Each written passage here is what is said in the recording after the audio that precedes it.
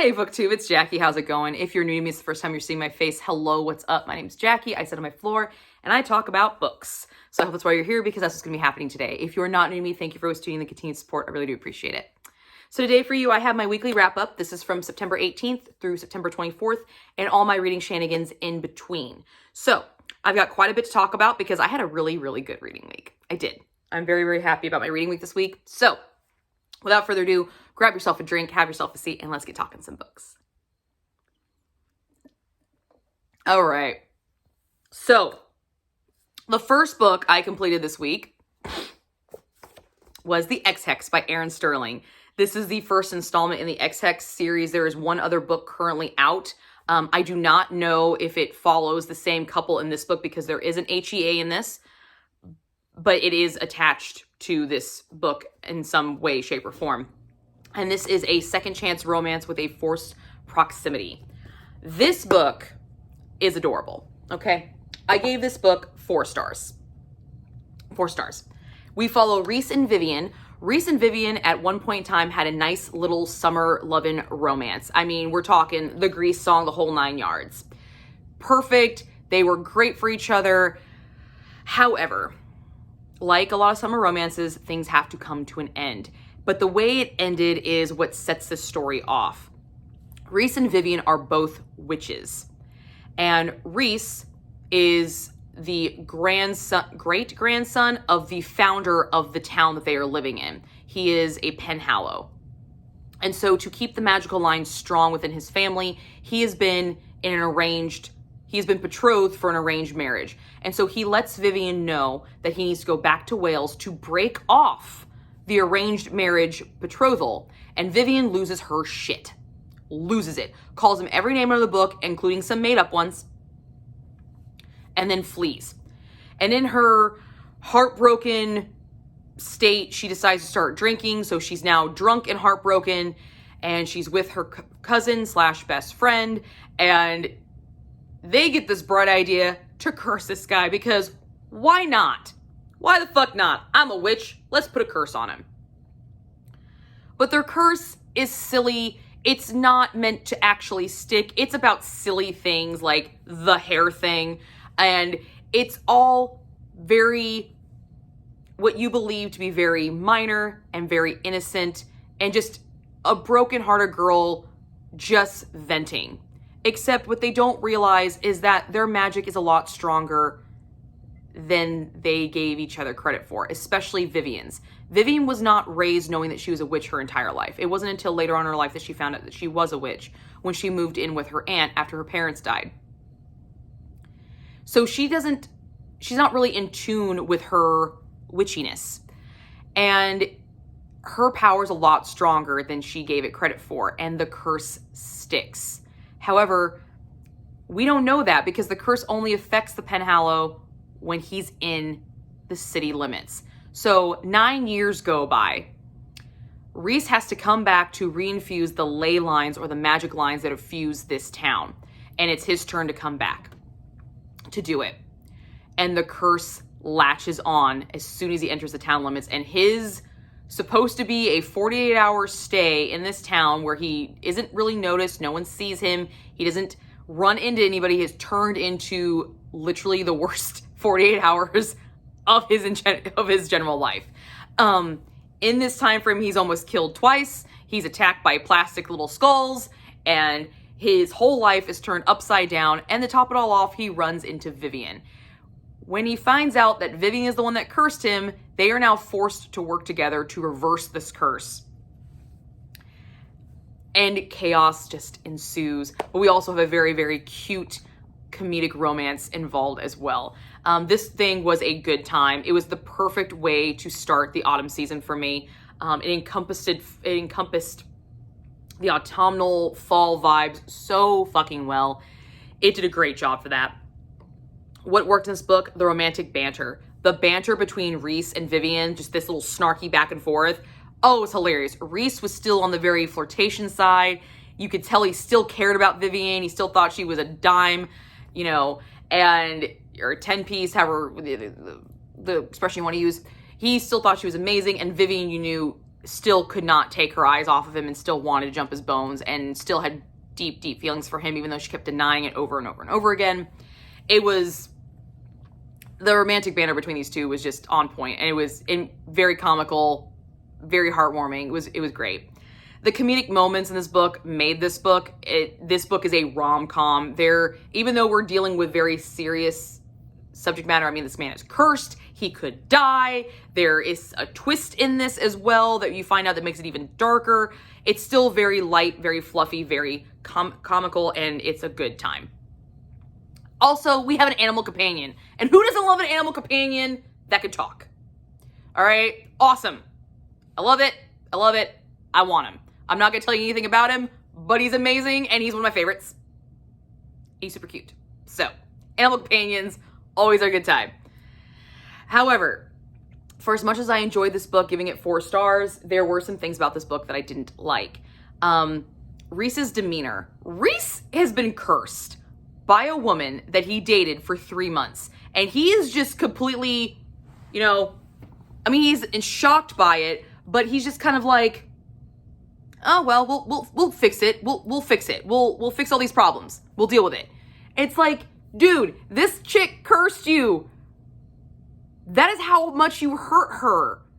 You need to own up to this shit. You need to own up to it. It's not just gonna be like something you just gonna fix and leave and just, not deal with. Like, he deflects a lot. And yes, that is something that is kind of relatable, but he just did it so much that it got kind of annoying. He used humor to cover up all of his issues.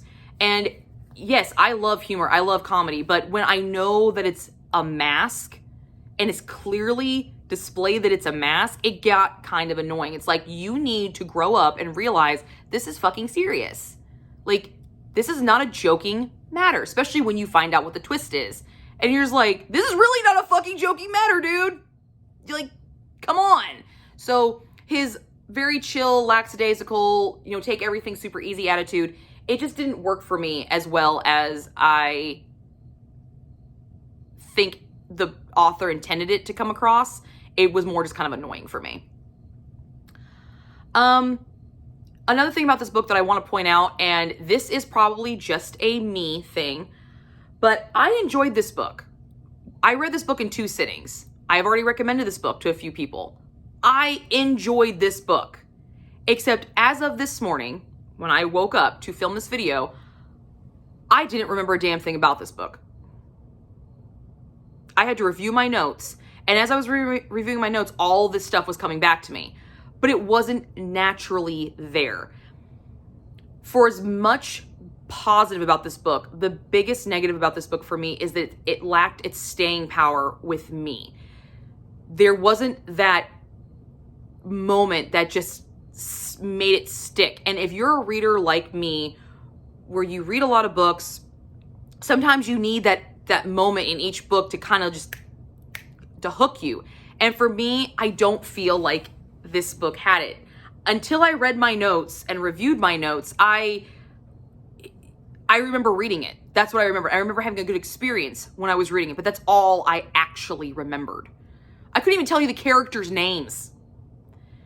But I could tell you a book that I read 2 months ago, everything that happened in that book, because it had that element. It had that thing, that oomph, that zing, that wow moment. It had that thing that just, as soon as I think about the book, that's what I think about. I'm not asking for a rent-free scene, but what I'm asking for is just this extra layer that's going to make it stick. And for me, this book did not have that. And that is strictly me. I don't feel like that would happen to a lot of other people, but if you are anything like me, maybe if you go to read this book, just kind of keep this in mind, that this is, for me, one of those books that it's really good in the moment. It's really fun to read, and you're going to have a good time with it. And if you go back and review it, it all comes flooding back, but it's not just going to sit there rent-free in your head. And so I want to bring that up, because even though I did give this a 4 stars, that is something about this book that kind of bothered me, because I gave it 4 stars and I really enjoyed it, but I couldn't remember it. So what the fuck? Yeah. And we do have a spice rating in this, because we do have some super sexy fun times. Not a lot. So I only gave a 2 chili peppers to this book, but there were some really nice foreplay scenes. Yeah. There's a library scene. That was pretty nice. That was a good one. I like it. And there was a lot of flirtation in this book, more on the half of Reese flirting with Vivian and just kind of reminding her like what was at one point in time, and it was kind of adorable. So I do like the flirtation, but that goes back to the romantic banter, which definitely was a positive point to this book. So once I finished with this book, I picked up on my Kindle Not by the Playbook by Ivy Hunt. It looks like this. And I gave this 4 stars as well. This is the first installment to the Wrong Time, Right Place series. And it is a football romance with a fake dating trope. So, good times, right? We follow Logan and Rebecca. Rebecca is up for a job that is like her dream job.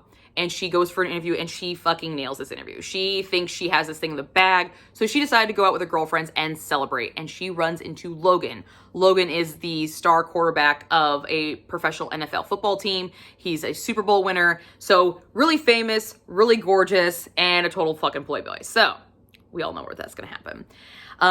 Rebecca decides to throw caution in the wind and have a one-night stand with Logan. They go back to his place and they have some good fun times.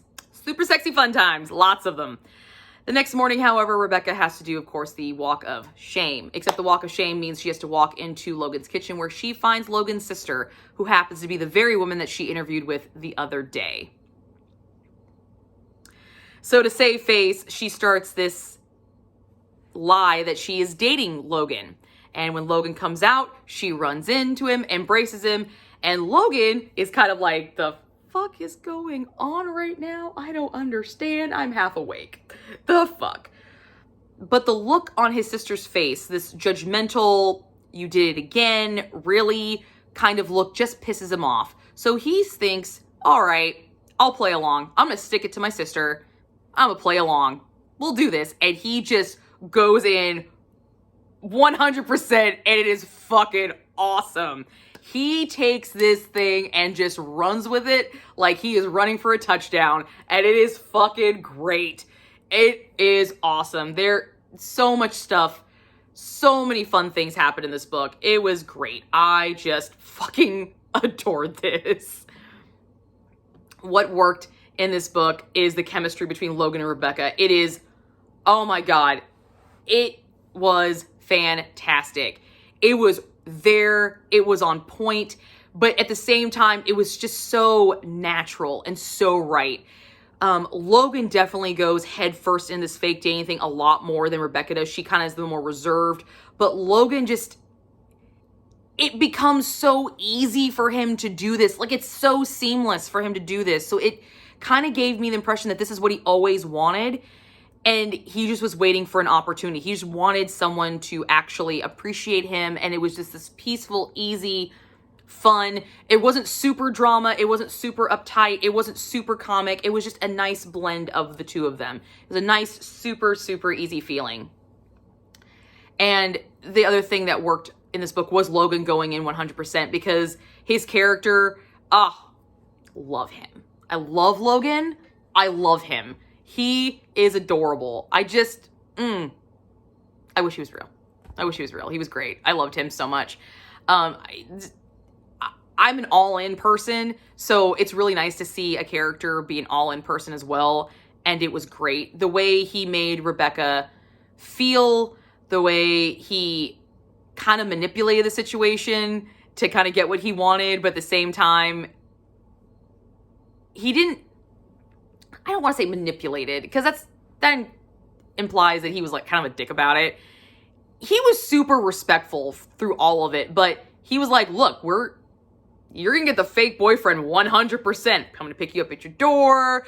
You always stay with me on Friday nights, baby. And make it, just putting her in these really weird situations that she didn't have a problem being in, but you know, she was kind of like, okay, you don't have to be like super like that, but it was adorable. I did enjoy it a lot. It was a good time.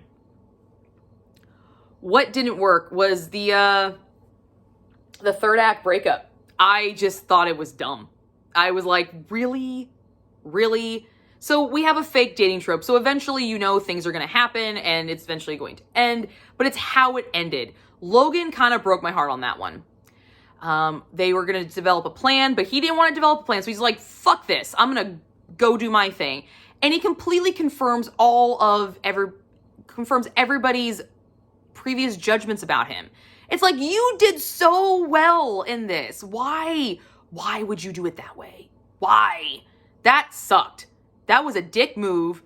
You're kind of a dick now. Like, it pissed me off. Even though Rebecca kind of pushed him to that, because when they talked, they didn't actually talk. They just talked about what they were going to do to segue this out. And if they would have just talked, they would have realized, like, neither one of them wanted this. But then Logan decides to go 100% in and say, fuck this. It's done. We're done. It's over. I'm just going to end it this way. And he completely shatters everybody's, opinion that developed afterwards. And I didn't like that. I was like, Logan, no, that was rude. You were a good guy. You could have done this the right way. Like, you didn't have to do that. Damn it. And I also just wanted this longer. It was only like 121 pages on Kindle, so I wanted more of this. I could have seen more of this fake dating and it, extended more, built this relationship just a little bit more. I really enjoyed that. I really enjoyed this, so I wanted it longer. That was one of my issues with it, it wasn't long enough for me. The spice rating, I gave a 2.5 chili peppers. Very unique foreplay to the big act. There was just the moment before the big sex scene happened. It's so cute. It's very relatable, but yet it's super unique in its own way. And I really, really enjoyed it. I loved how natural it felt, but how original it felt and how perfect it felt for this couple. It was a really, really good moment, and I really, really enjoyed it. Definitely made that scene 10 times hotter for me because there was emotions behind it. It wasn't just wham bam, thank you ma'am. There was feelings behind it, and it was built, and I saw it being built, and I felt it, and it was a good time. I really, really enjoyed it. And then I also really liked the constant flirtation between Logan and Rebecca. Logan is a flirt and a half, and he ratchets it up, and it is great. It is very, very worth it. I had a good time with this one for that reason.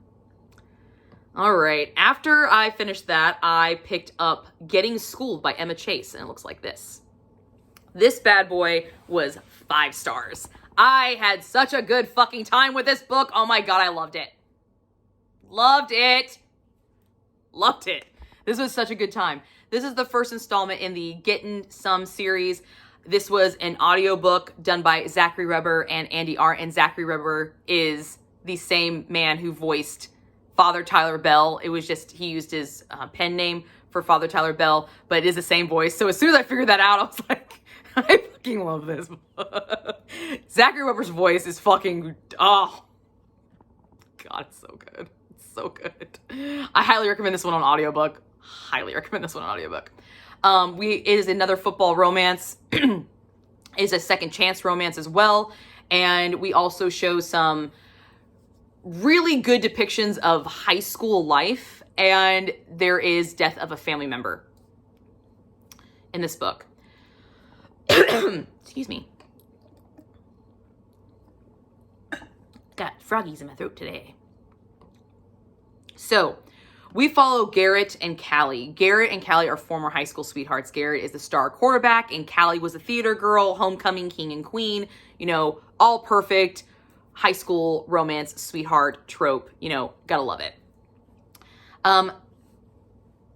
Callie and Garrett break up after Callie gets accepted to a school in California for theater, and she goes out there and the distance just doesn't work. It doesn't work. So they break up on mutual terms. Many years later, Callie returns home to help take care of her parents after a car accident. Her parents were in, and they break their legs, one each. So she comes back to help take care of her family with her sister.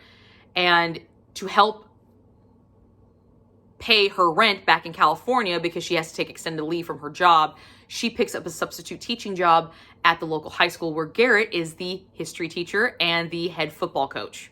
So back in the same zone where they originally fell in love, and it was really, really adorable.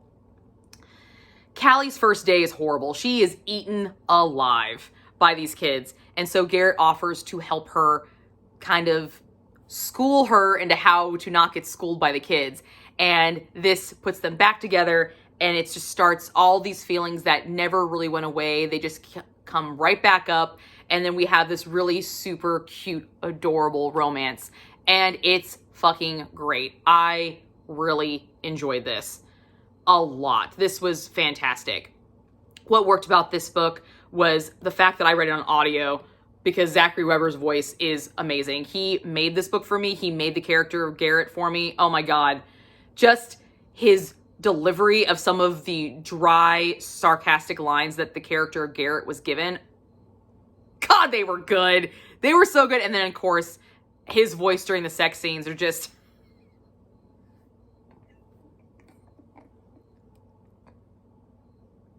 they're amazing. They are amazing.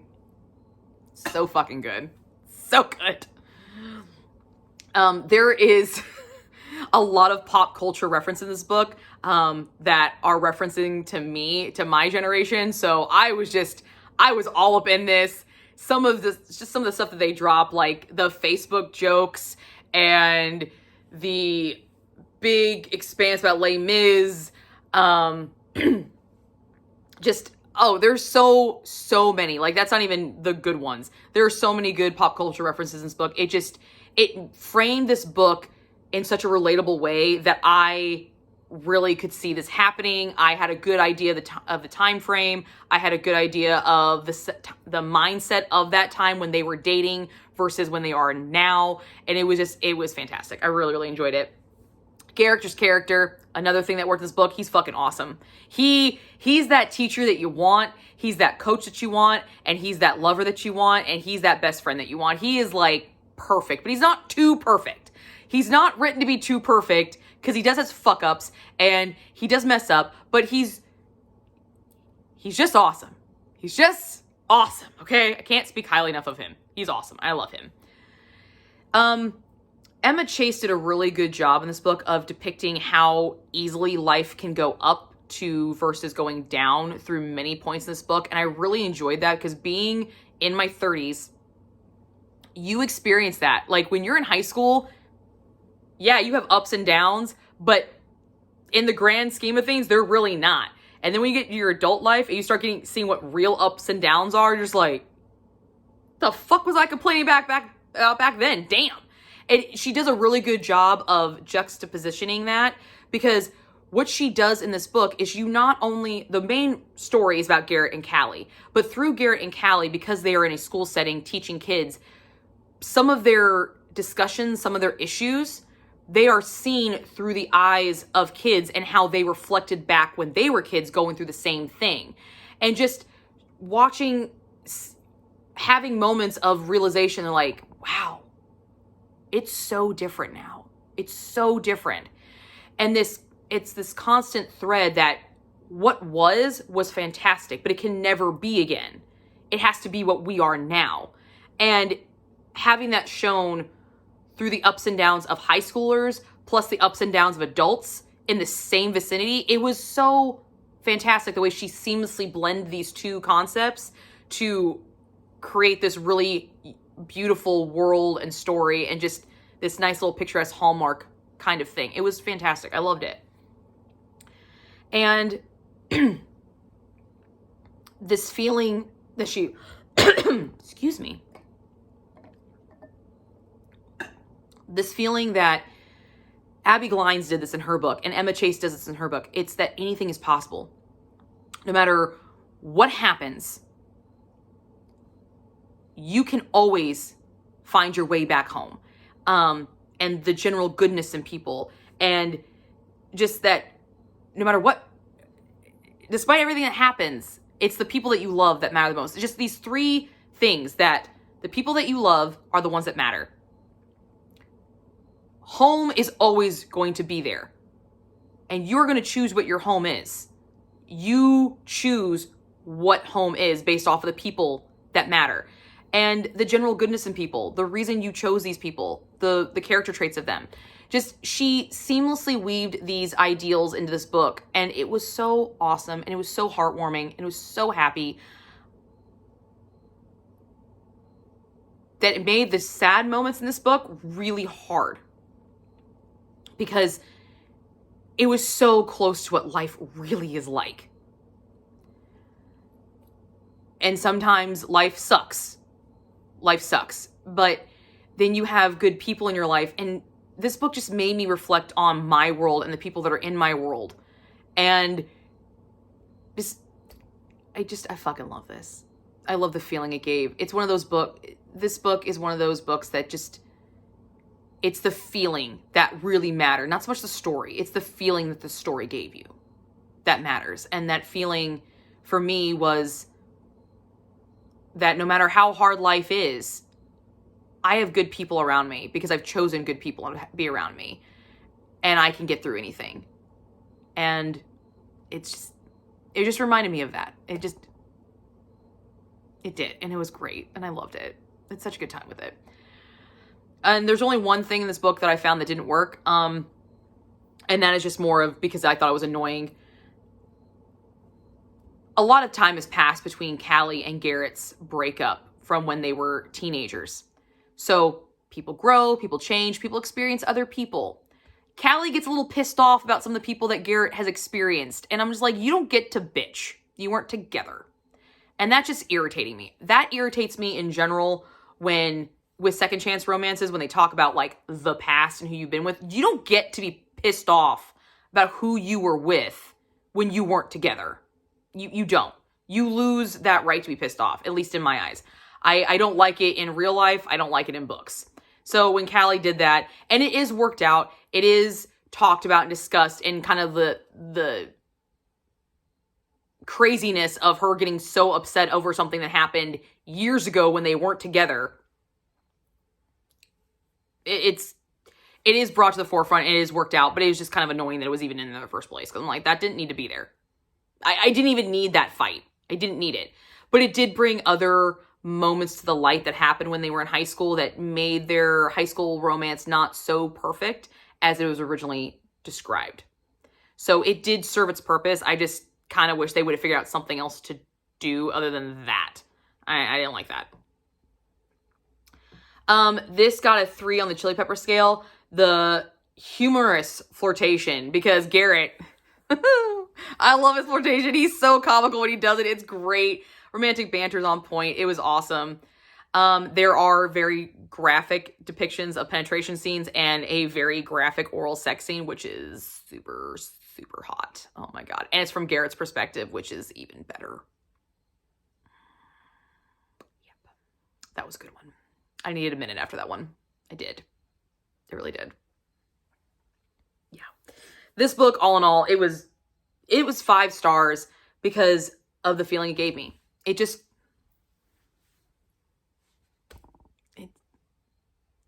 I love stories that can remind you of what was, and at the same time make you so grateful for what you are now. And I love that. I love that. I love an author that can give me both and make me cherish both. And this was such a good one. I had such a good time with this, and I am planning on continuing with the series. I had a great time with this. This is definitely a keeper for me. So, yeah, it was a good time. And the last book I completed this week is Radiance by Grace Draven, and I gave this 4 stars. This is my Red Witch and Bitchin' Book Club book of the month, and this is the first installment in the Wraith King series. It's a fantasy romance. It's a Wraith romance. I've never read a Wraith romance before, so this is a first for me. We have an arranged marriage and friends to lovers, and we also have an infanticide in this as a trigger, so just keep that in mind. We follow Brishin and Ildiko. I think that's how you pronounce her name. Brishan. Brishan is the second-born prince of the Kai, and Ildiko is the niece of the king. So both roles, not very important to the lineage and the perpetuation of the line, but they are influential in attaining political marriages and support. So both of these individuals have grown up knowing that they are not really important for anything. So when they are told that they're going to have an arranged marriage to solidify a treaty between the Wraiths and the humans, they're okay, cool. They accept it. But the Wraith and human race don't really get along because they find each other extremely unattractive. The Wraiths have really like sharp razor blade teeth. They're this kind of gray color. They've got claws. They've got like these yellow weird eyes. And humans obviously look like humans, but to a Wraith, our eyes look like hanging puppets, and we have the skin of mollusks, and we lack any pleasant features whatsoever. We kind of look like they're dead and they're ill, while they look like are dead and are ill, which they actually make a point to say that in the book, which I thought was really interesting. So everybody feels really bad for their counterparts on either side. They're like, oh my God, I can't believe you have to marry a woman. Oh my God, I can't believe you have to marry this guy. This is disgusting. Prior to the wedding, Ildiko goes out into the garden and encounters Brishan, but they don't know who each other are. And they actually talk. And Ildiko, straight up, love this bitch, looks at him and says, you don't find me attractive, do you? And he can do one of two things. He can lie, or he can tell the truth. And he chooses to tell the truth. Brutal and honest truth, but the truth. And he says, no, I find you look like a hideous hag. And she's like, well, if I woke up next to you, I'd probably bash your face in with a skull. And this starts their friendship of pure, brutal honesty. And I thought it was fucking fantastic. That was great. I freaking love that. And then they find out that they are actually who they are intended for. And so they have this mutual understanding going into the wedding that we're just gonna be friends. We don't have to produce heirs, so we don't have to have sex. We don't have to even like fall in love with each other. We can just exist with each other. And their personalities work so well together.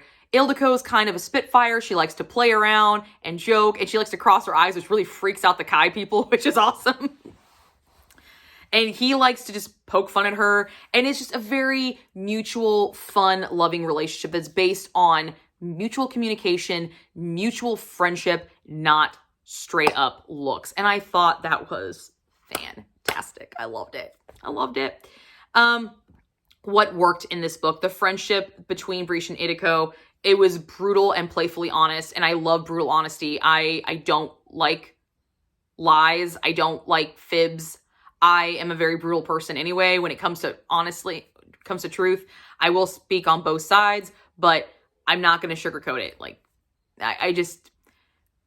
I'm one of those people that if you don't look good in an outfit, I'm going to tell you you don't look good in it. I'm not going to say, hey, you look like trash in it, but I'm going to say you've looked better because that doesn't suit you. And if you keep pushing, be like, you look like you're poured into it or something like that. You know, I'm that friend in my group of friends of that. And I searched for that in qualities for my husband. And my husband's the exact same way. So we are very brutally honest with each other. And so I really, really enjoyed that fucking element in this book because it was reminding me so much of me and my husband because we are brutally honest with each other. We don't sugarcoat shit with each other at all. And I really, really enjoyed that. Sometimes it sucks, but I know that he's giving me exactly what I want, the truth. And so I accept it, and it strengthens our bond because I know he'll never lie to me. So I think that's great. And to have that in a book is fantastic. The merging from the friendship to love aspect was seamless. When the relationship love element really started, it was so seamless. It was so perfect. I was like, oh, now they're sleeping together? What? Cool. Awesome. Yay. It's like the couple that you're like, please hook up, please hook up, please hook up. Yes, they finally hooked up. Yes. But you don't know exactly when it switched.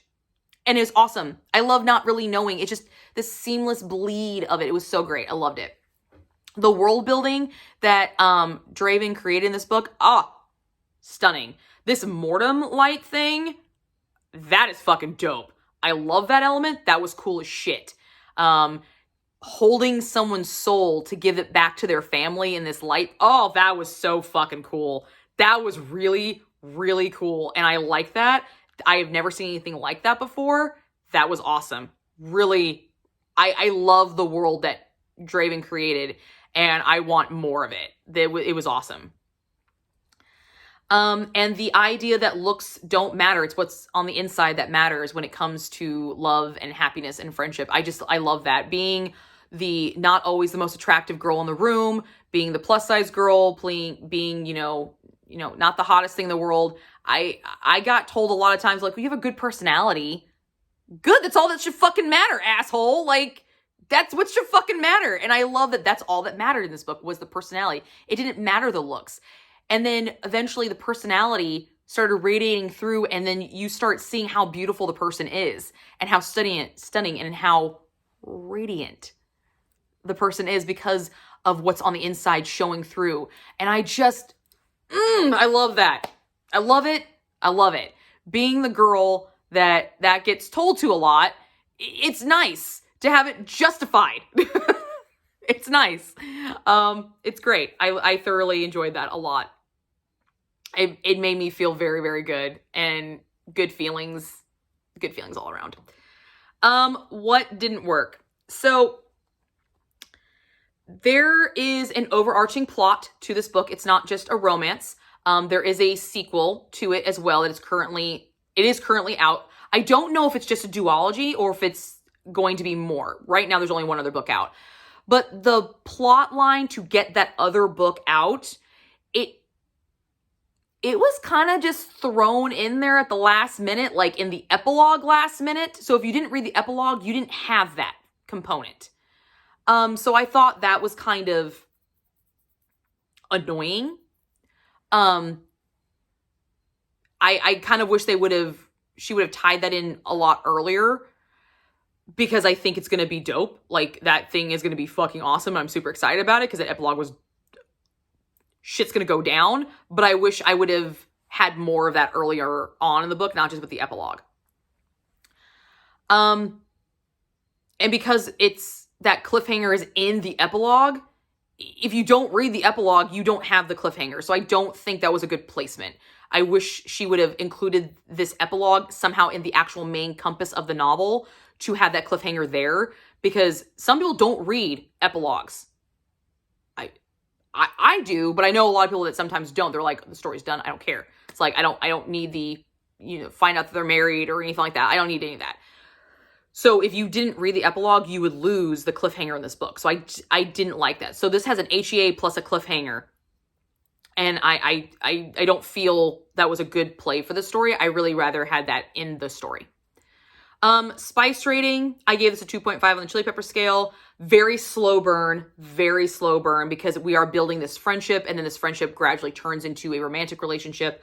But when it reaches that romantic relationship, the feelings behind it are fucking awesome. I loved it. It was great. I felt it. I was there. I was in it. Yes.